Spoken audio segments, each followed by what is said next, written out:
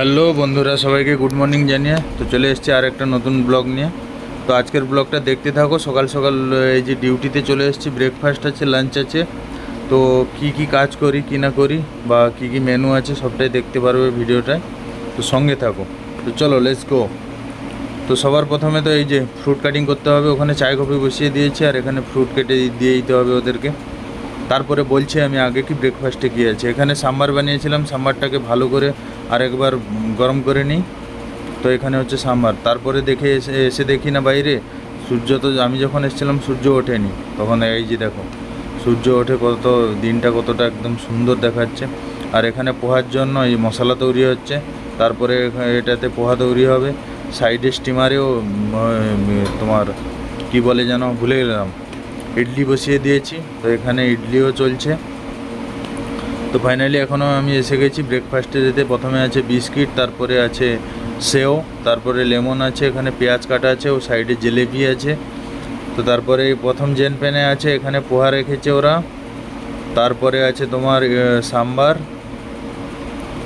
পরেরটায় আছে আবারও সাম্বার, তারপরেরটাতে আছে ইডলি, তারপরেরটাতে আছে ইডলি।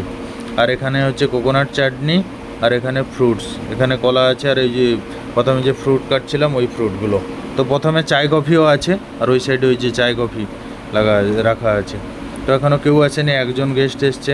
তো তারপরে ওই করতে করতে এই যে ব্রেকফাস্ট আমাদের মোটামুটি রেডি। তো এবারে কিচেনে চলে যাই। কিচেনে আসার পরে দেখি না ইন্ডিয়ানে এখানে চাওয়াল রাইস বসিয়ে দিয়েছে।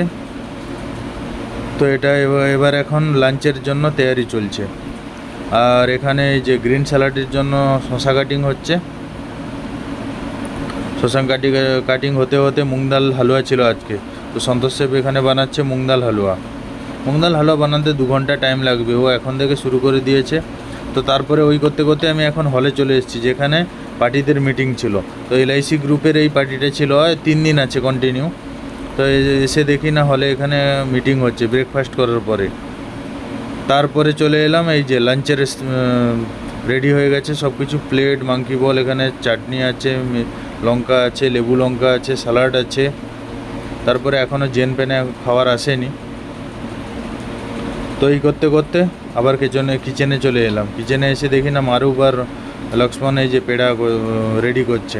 কারণ আজকে রুটি আছে, মিষ্টি রুটি, লাচ্ছা পরোটা, নান, কুলচা। তো এর জন্য তো তৈরি করতে হবে। আর ইন্ডিয়ানেও সবাই চলে এসছে, ইন্ডিয়ানেরও খাবার রেডি করা শুরু হয়ে গেছে। যে বিক্রম শেফ এখানে ইন্ডিয়ানের খাবার রেডি করছে, আর পিন্টু এখন পাপড় ফ্রাই করছে।